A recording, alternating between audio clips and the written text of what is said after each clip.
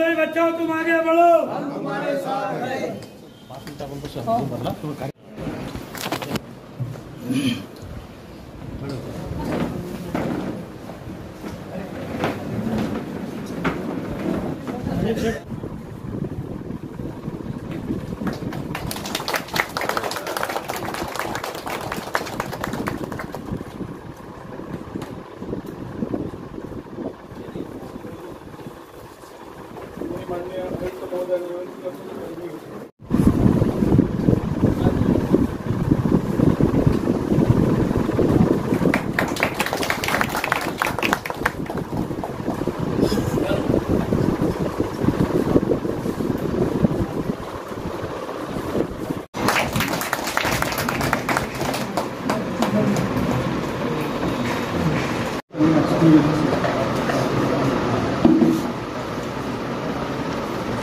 पुणे लोकसभा मतदारसंघात यांचं आज पहिल्यांदाच मालेगाव इथं बैठक होत आहे।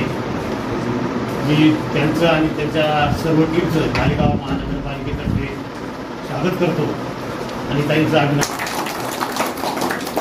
साधारणतः महिनाभरापूर्वी इलेक्शनचे रिझल्ट पार पडले आणि त्यानंतर ताईंनी वेगवेगळ्या ठिकाणी दिवसापूर्वी फिरायला बैठकी झाल्या आणि कालच मला परवा संध्याकाळी ताईंचा निरोप आला की आपल्याला मालेगाव महानगरपालिकेच्या इथं बैठक त्यांचं पत्रही मिळालं आणि त्या अनुषंगानं ती शॉर्ट पिरियडमध्ये या बैठकीचं मी रवींद्र जाधव, मूळ राहणार जिल्हा जालना, आता स्थायिक संभाजीनगर, मी MSc कृषी आहे। मुख्य अधिकारी संवर्गातून पदोन्नतीने मी आता महापालिका आयुक्त म्हणून इथं डिसेंबर 23 मध्ये रुजू झालेलो आहे। प्रत्येक अधिकाऱ्याला माझी विनंती आहे की त्यांनी आपापल्या जागेवर परिचय करून द्यावा।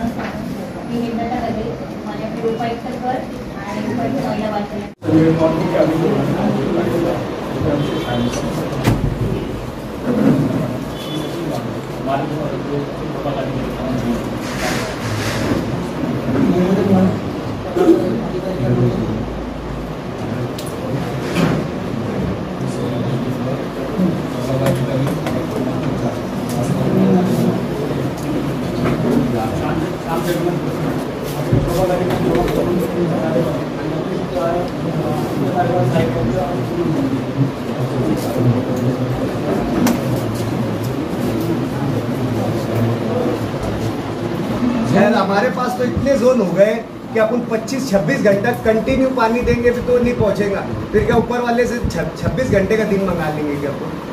अभी आज एक्सेस जोन में मेरे वार्ड की बात बता रहा, गांव का जाने दो सर। आज मेरे वार्ड में है अपना नियोजित टाइम है 45 मिनट का, तुम कोई जोन 10 ही मिनट चला रहे, तो फिर हाइड्रोलिक डिजाइन से और वो कनेक्टिविटी तो बताओ तुम।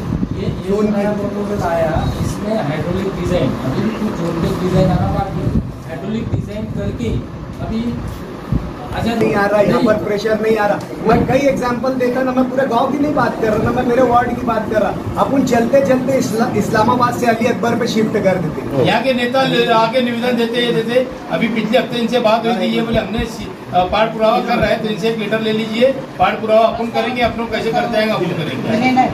जो शाम का पानी और सुबह मिलता, पब्लिक को पानी टाइम पे नहीं मिलता, 4-5 घंटे सप्लाई लेट होगा। योजना जी आपण सांगितली तर त्याला पूर्ण व्हायला किती दिवस आणि त्याचा टोटल खर्च 146 केंद्र शासनाचे 33.33 आणि फिल्ट्रेशन प्लांट जे आहे आपले तर ते आता सांगितलं दूषित पाणी पुरवठा होतो, तर ते जे काही पाईपलाईन असतील तर त्या ड्रेनेज लाईनीतून नको जायला पिण्याच्या पाण्याच्या पाईपलाईन, कारण जर कुठे लीक वगैरे झालं, लिकेज वगैरे झालं मग त्याच्यामध्ये ते ड्रेनेजचं पाणी शुद्ध पाण्यामध्ये मिसळतं आणि मग त्याच्यामुळे ते दूषित पाणी पुरवठा होतो. त्याची काळजी आपल्याला त्या ठिकाणी घ्यावी लागेल. किंवा तुम्ही आता जे काही तुमचं भुयारी गटार योजनेचं काम पण सुरू आहे, तर ते काम जर सुरू असेल तर ती काळजी आपल्याला ही घ्यावी लागेल की त्या ज्या पाईपलाईनी आहेत त्या मोठ्या आणि त्याच्यातून पिण्याच्या पाण्याच्या पाईपलाईनी जायला याची काळजी आपण घेऊ. प्रपोजल होते त्यात आपल्याला मेन ट्रांसीवर आणि 63 MLDचा STP आणि गटर ऐसी बनना चाहिए कि जो भी पानी है वो उसके अंदर जाना चाहिए, पानी पूरा रोड पर ये गटर भी रहेगी, दूसरी जो खुली गटर है जब वो बन गई तो हमारे शहर का मसला हल नहीं होने वाला है ना। ये बोलते हैं पीएमसी को कौन नेम करता है, ये जब गाइडेंस करेंगे तो पीएमसी वैसा बोलेगी ना। ये बार बार कोई भी बात पीएमसी के ऊपर डालते हैं ये लोग। कल भी एक शिष्टमंडल आया था, उसके साथ में भी मैं था। पूरे गांव के अंदर ये बात पूरी इसके अंदर ये है कि लोग चाह नहीं रहे कि ये गटर बने। क्यों नहीं चाह रहे? जब वो गटर खुली गटर बंद नहीं होने वाली है तो ये गटर का मतलब क्या है? इनसे ये पूछो, और नहीं तो ये गटर का काम बंद करो। हमारे शहर के लोगों को ये गटर नहीं होना। ये गटर वैसी होना चाहिए कि पूरा पानी उसी के अंदर जाए। जब अंडर ड्रेन का मतलब का गटर का वही रहेगा ना। तुम खुली गटर भी रखने वाले हैं और ये वाली भी गटर है, तो क्यों जरूरत क्या 520 करोड़ रुपए खर्चा कर? इसे ये पूछो, 6 इंच का पाइप है, अब उसके अंदर चौकअप हो जाए, कुछ हो जाए तो कैसे ये निकालेंगे? 6 इंच में घुस गए अंदर तो ये कैसे चौकअप निकालेंगे बताओ? ड्रेनेज का मतलब क्या? तुम इनसे पूछ के हमको बताओ। डिझाईन जे तुम्ही केलेलं आहे तर ते डिझाईन म्हणजे महत्त्वाचं आहे की मेन जी गटर आहे, मेन गटर मोठी पाहिजे, बरोबर आहे, आणि त्याला ज्या छोट्या गटारी येऊन येतात त्या ठीक आहे, पण मेन गटर कारण पावसाचं पाणी असेल, सांडपाण्याचं पाणी असेल आणि भुयारी गटार म्हटल्यानंतर मग तुम्हारे पास गांव का कंप्लीट हाइड्रोलिक डिजाइन है क्या? पीएमसी से तुमने लिए क्या? मैं तुमको 10 स्पॉट ऐसा बताऊंगा तुमको, जहाँ इनिशियल पॉइंट जो मिल रहा है तुमको 8 मीटर का मिल रहा और तुम्हारा डिस्पोजल जा रहा 29-30 मीटर जा रहा। ये प्रॉब्लम मैं बता रहा ना। तुम मैं क्या बोलता, तुम डिनाई करते ना साहब, इसलिए मैं तुम पर बोलता। तुमको मेरे वार्ड का पॉइंट मैं तुमको बता रहा कि तुम्हारा इनिशियल पॉइंट जो आ रहा 8 मीटर का आ रहा और डिस्पोजल पॉइंट तुम्हारा 29 मीटर का आ रहा। ये प्रॉब्लम इतना बड़ा प्रॉब्लम है। मैं तुमको बोल रहा कि तुम जो ये है ना इंटरनल लाइन डाल देंगे, तुम मेन ट्रांसफर डालेंगे नहीं, तुम्हारा मक्तेदार भाग जाएगा। तुम सिर्फ मलाई का काम करा ले रहे मक्तेदार से, फायदे का काम करा ले रहे, तुम मेन ट्रांसफर कर ही नहीं सकते।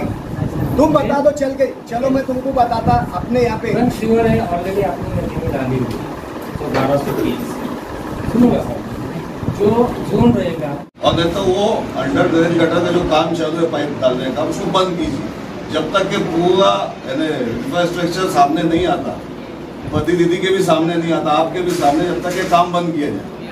520 करोड़ कम नहीं होता। लोगों का पैसा हराम करनी है, टैक्स भरती है आवाम यहाँ की, सबसे टेक्निकल आवाम यहाँ की टैक्स भरती, इसके ऊपर ध्यान दिया जाए।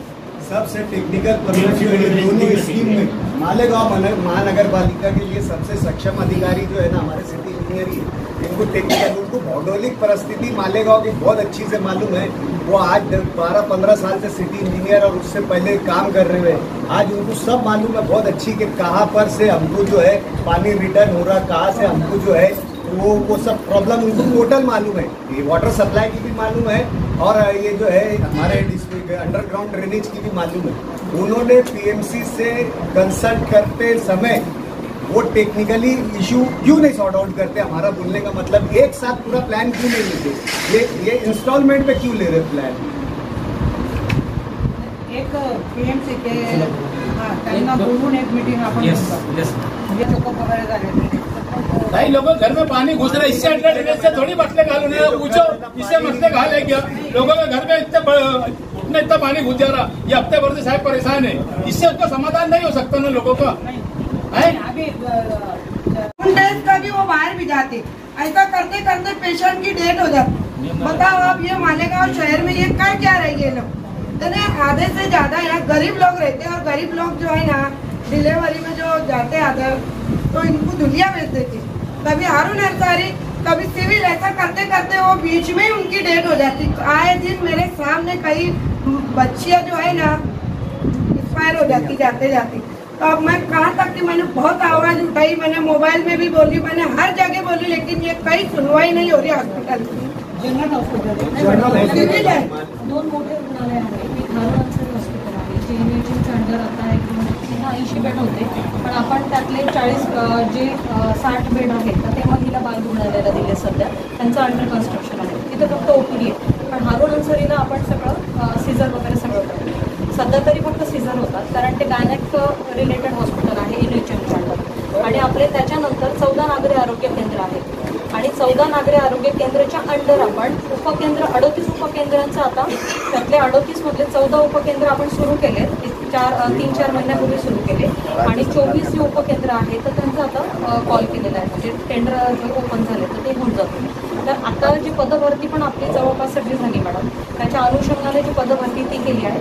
हारून अन्सरीचा जो प्रॉब्लेम ते म्हणतात, आपल्याकडे एक NHMच्या अंडर आपण एक gynaecologist, ॲनेस्थेटिक, paediatrician, orthopaedician, ENT, surgeon आणि नंतर बाकीच्या ठिकाणी पण गायनेकोलॉजिस्ट वगैरे सगळीकडे अवेलेबल आहे. मोस्टली आपण 2 सर्जन पण अवेलेबल केले आहेत आत्ता. पण सर्जनला ॲक्च्युली ते सर्जन अलाउड नाही आहे, पण आपण MBBS बेसिसवर OPD बेसिसवर ठेवलेले. समजा आपल्याला पोस्ट ऑपरेटिव्ह काही प्रॉब्लेम आला, कारण आपल्याकडे ICU सेटअप नाही आहे वाटतं, आपल्याकडे फक्त सीझरचं प्रायमरी OT आहे की जिथं फक्त सीझर होऊ शकतं किंवा डिलिव्हरी होऊ शकते. रोजचं आपले 10 ते 15 डिलिव्हरी किंवा 10 ते 15 सीझर आहे. त्याच्यासाठी एक आपण पॅनल केलेलं आहे, साधारण 16 लोकांचं पॅनल आहे. त्याच्यात ॲनेस्थेटिक 16 आहे आणि ॲनेस्थेटिक 7-8 ॲनेस्थेटिक आहे आणि 16 गायनेकोलॉजिस्ट आहे. अशा पद्धतीचं सध्या आहे. आपल्याला जे प्रायमरी स्ट्रक्चर आपलं आहे, पण आपल्याला जे सेकंडरी किंवा टर्शरी जे आहे सेंटर ते फक्त सिव्हिल आहे मॅडम. कारण सिव्हिलला 24 आवर्स गायनेकोलॉजिस्ट असतात, तिथे बऱ्यापैकी गायनेकोलॉजिस्टची संख्या आहे. आणि मग ते असं काही असेल, समजा पेशंट PIH असेल, प्लासेंटा प्रिव्हिया आहे, बऱ्यापैकी इथे G4, G5, G6 पेशंट असतात, मल्टीपॅरा असतात. अशा वेळेला मग जर त्यावेळेला तिथे वाटलं की ह्या पेशंटला पोस्ट ऑपरेटिव्ह किंवा पोस्ट डिलिव्हरी काही प्रॉब्लेम होऊ शकतो, तर अशा वेळेला ते रेफर करतात. काल एका पेशंटचं दुर्दैवाने जे म्हटलं, हो येस मैंने देखा, तुरंत आयुक्त साहेबांचा मला इमिजिएट फोन आला, सर नाशिकला होते त्याच्यामुळे आम्ही लगेच गेलो. तर मॅडम तिला एक वेगळ्या प्रकारचं केलॉइड नव्हतं, न्यूरोफायब्रोमॅटोसिस होतं की जे थोडंसं धोकादायकच होतं. त्या स्टाफने पण ते बघून घाबरले. पण जर पेशंटला सीझरची वेळ आली तर मग हिला कुठून सीझर करायचा असं त्यांच्या डोक्यात चाललं होतं. तर त्यावेळेला पेशंटला चेक केलं तर ती 4-5 सेंटीमीटर डायरेक्टेड होती. तिची डिलिव्हरी G3 असल्यामुळे त्यांना अंदाज नाही आला की ही लगेच डिलिव्हरी होईल. त्या डिस्कशनमध्ये त्यांनी तिथं जे गायनेकोलॉजिस्ट आहे फराना म्हणून, फरादिबा, तर त्यांच्याशी पण चर्चा केली. त्यांनी सांगितलं इथं राहू देत, पण तोपर्यंत त्यांना वाटलं की हिला जर LACSची वेळ आली तर मग आपल्याकडे करणं थोडंसं धोकादायक आहे, म्हणून मग त्यांनी तो थोडा निर्णय घेतला. पण नंतर ती G3 असल्यामुळे एका कॉन्ट्रॅक्शनमध्ये ती नेमकं तिथंच झाली. पण बेबी त्यांनी व्यवस्थित केलं, रिससिटेट केलं, बेबी केलं, फिमेल पण ती माता पण व्यवस्थित आहे, अडचण नाही आली. पण मी त्यांना तशी सूचना आज मी आपल्या सरांना ते सगळं प्रकरण सांगितलं आणि तशा स्ट्रिक्ट सूचना पण दिल्या वाटतं. आणि जे काही सीझर रेफर होतं,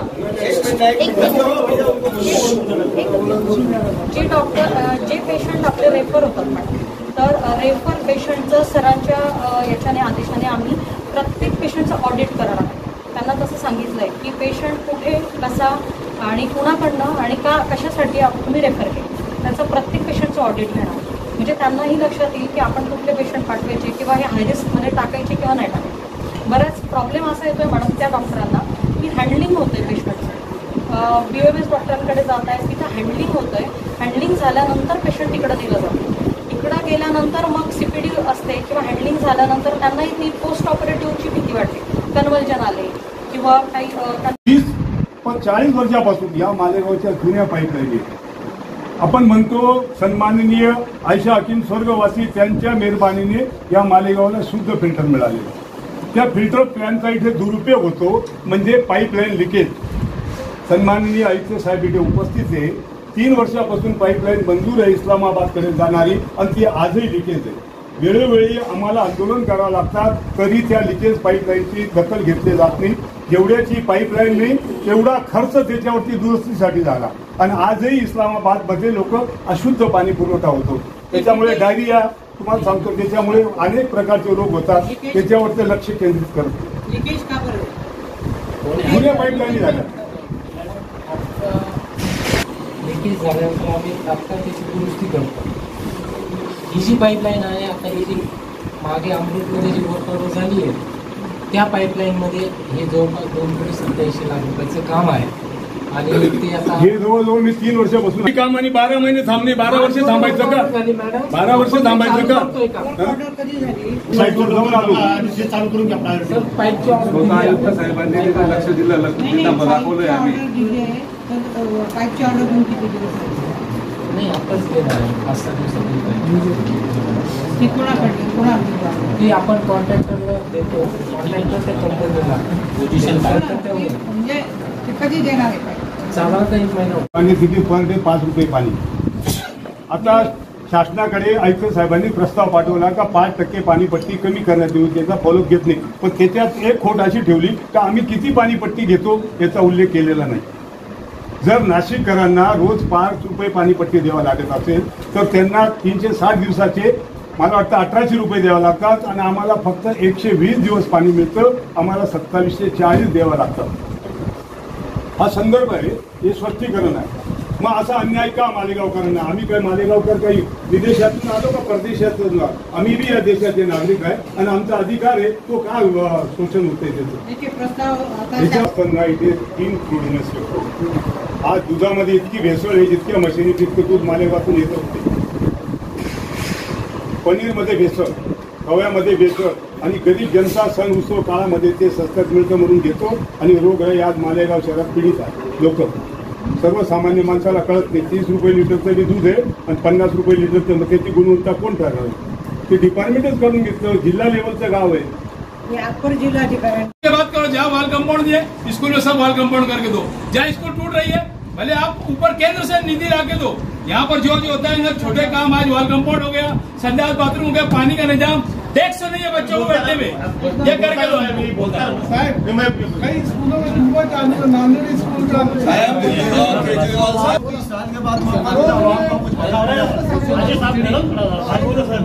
अब वो बोले तुम रुको, शहर की तकलीफ हमको मालूम है क्या है.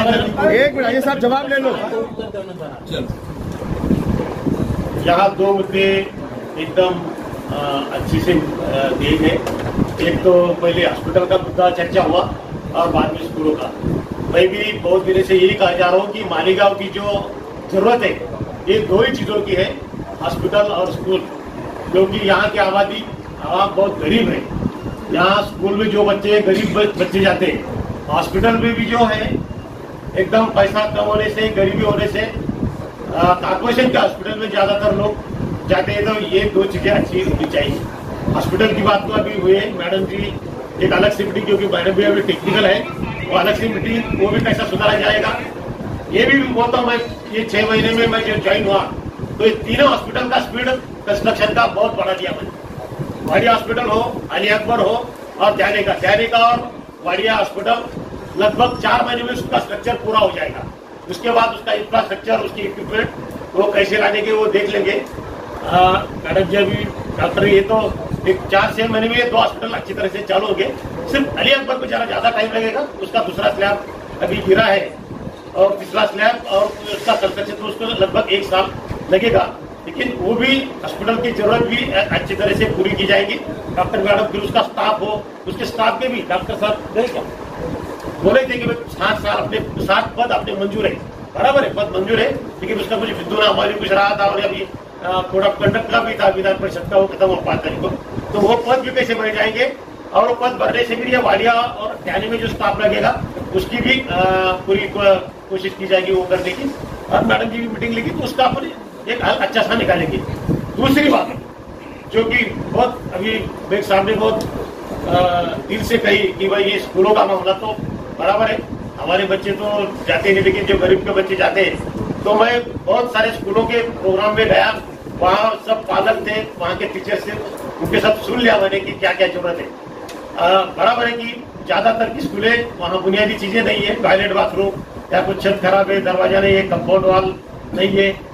लेकिन देख साहब, मैं बोलता हूँ कि 2 साल से अभी ये प्रशासक राज है, स्कूल की 2 साल में खराब नहीं हुई, पहले से हुई. लेकिन जाने तो बात कही कुछ ये नहीं, उसमें सुधार लाना चाहिए. मैं अभी ये करूंगा कि जो भी अपने 88 स्कूल है वहाँ क्या क्या जरूरत है हर एक स्कूल की, उसकी मालूमात हर एक मुख्याध्यापक ईओ से लेता हूँ। उसमें भी एक स्कूल में समझो जो प्रायोरिटी होगी, 1 नंबर स्कूल क्या प्रायोरिटी उसकी 4 बातें करनी है तो एक आध जो प्रायोरिटी की वो कर लेगी। 2 नंबर स्कूल तो हर एक स्कूल में जो जिसकी ज्यादा जरूरत है वो उसका हम नियोजन करेंगे। लेकिन थोड़ा बजट का थोड़ा मसला आएगा तो मैं अभी सबके सामने कहता हूँ कि मेरे पास जो बजट मांगने आते हैं वो सब रास्ते को दो, शादी खाने को दो, गटार को दो, तो वो थोड़ा कम करना पड़ेगा।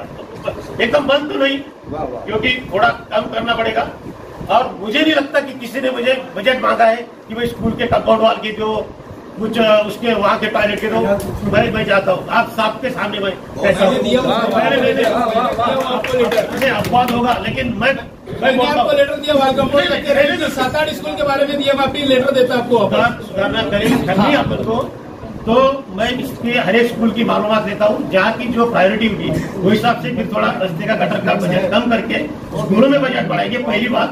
दूसरा, राज्य शासन से भी कुछ मिलता है तो वहाँ से भी ट्राई करेंगे, कुछ केंद्रीय शासन से भी कुछ अभी मिलता है, कुछ प्रोविजन देंगे कि स्कीम है शिक्षा की कुछ स्कीम है तो वहाँ से भी कुछ ग्रांट मिलती है तो वो भी ट्राई करेंगे। लेकिन ये जो म्यूनिसिपल स्कूल है जो कम होती जा रही है, मराठी स्कूलों तो बहुत स्पीड से कम हो जा रही है, अपनी उर्दू स्कूल इतनी स्पीड से कम नहीं हो रही, क्योंकि यार जरूरत है। स्कूलों में बच्चों की तादाद भी अच्छी सी है, वो कुछ होने की वजह से नहीं, तो ये चीजें आपको देनी पड़ेंगी।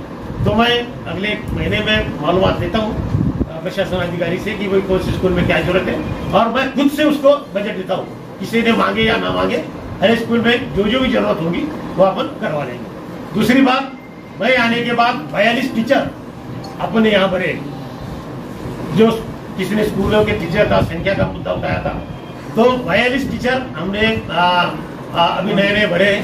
दूसरी बात, जहाँ और भी रिक्त पद है, लेकिन यहाँ मसला ऐसा है कि भाई ये उर्दू स्कूल ओबीसी ऐसा कुछ मसला उसमें है भरने में कैटेगरी, हाँ तो कैटेगरी में मिलते नहीं, तो थोड़ा गवर्नमेंट से मैं थोड़ा रिक्वेस्ट का लेटर देने वाला हूँ कि जहाँ उर्दू स्कूल है, जहाँ ओबीसी में कैटेगरी में टीचर मिलते नहीं, या खास बात करके वहाँ खुला या कुछ अन्य कैटेगरी में स्कूल टीचर भरने की इजाजत दो, तो जैसे वो अपन को मंजूर हो जाएगी वो भी टीचर अपन भरेंगे।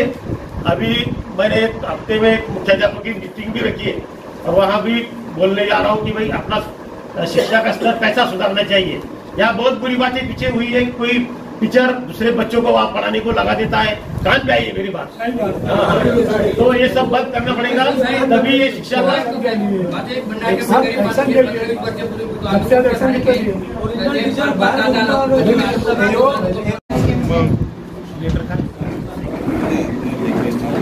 होण्यानंतर आपण खऱ्या अर्थाने विजिट आपल्या सगळ्या सर्व पदाधिकाऱ्यांच्या उपस्थितीमध्ये आपण या ठिकाणी केलेली आहे।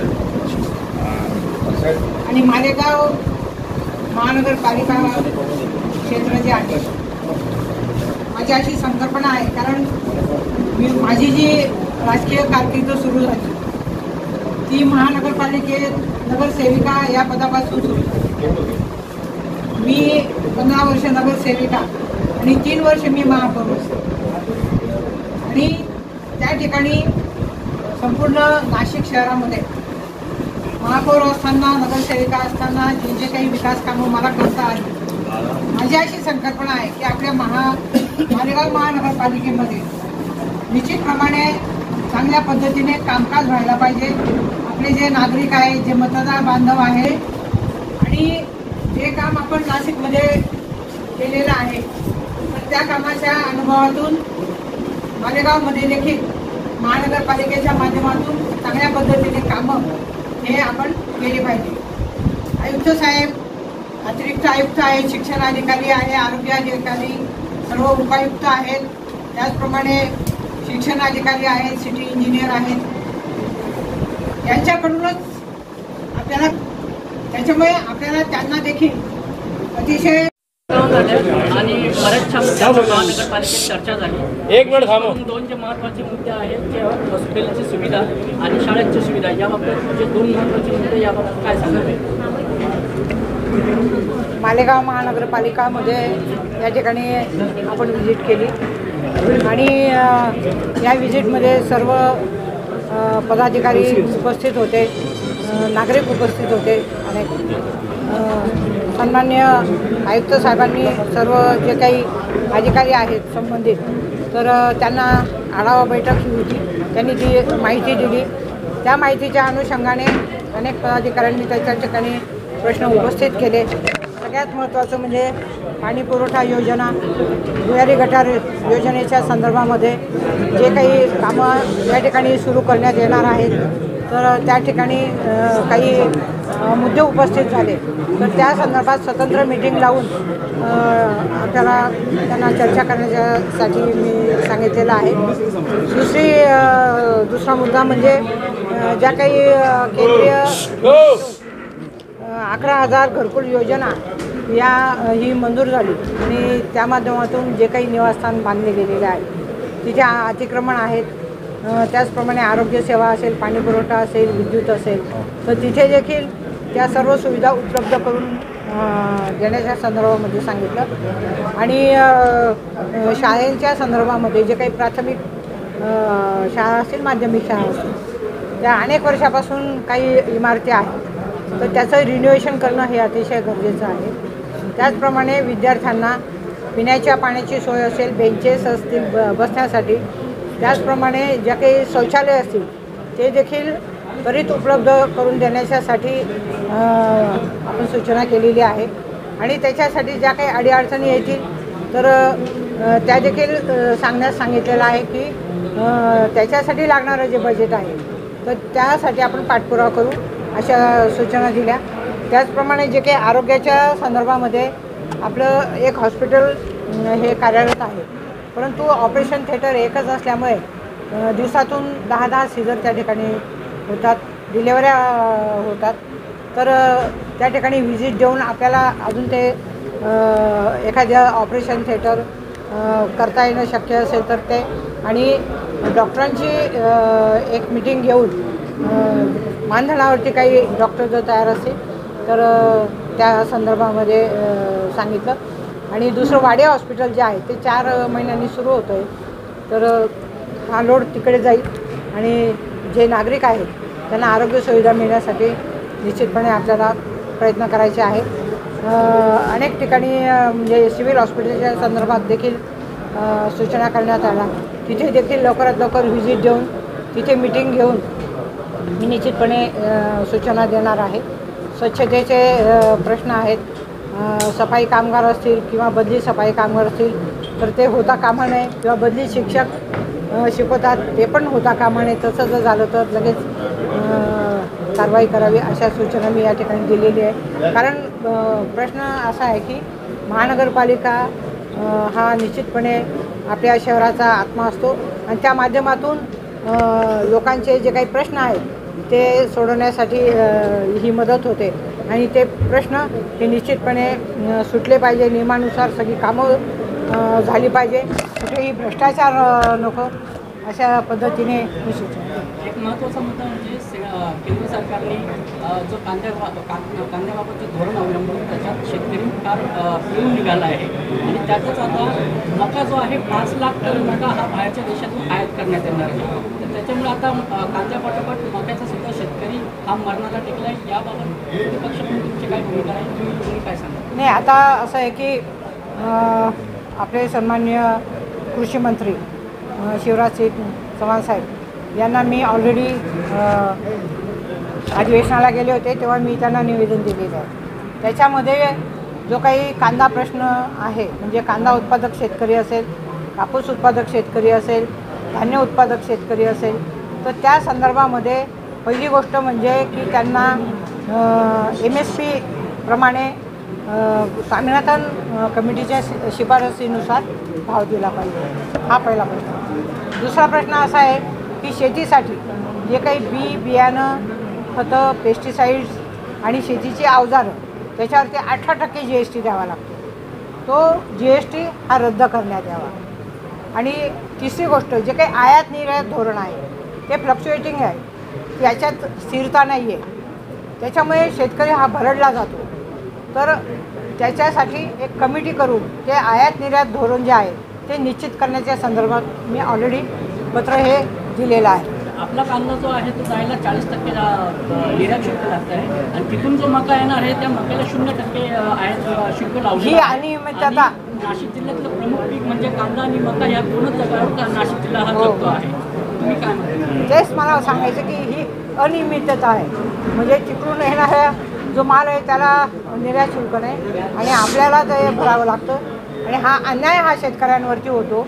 आणि खऱ्या अर्थाने आपण म्हणतो की आपला भारत देश हा कृषीप्रधान देश आहे, परंतु त्या कृषीला त्या शेतकऱ्याला खऱ्या अर्थाने प्रदान करण्याच्या संदर्भामध्ये शासनाने प्रयत्न केले पाहिजे आणि त्याच्यासाठी आम्ही आवाज उठवलेला आहे आणि उठवणार आहोत. धन्यवाद. मॅडम, मालेगाव प्राथमिक शाळा संदर्भात आपण काय स्वतः आपली निधी खर्च करणं त्याच्यावर लक्ष देणार आहे. आयुक्त साहेबांनी त्याच्यासाठी निवेदन केलेलं आहे.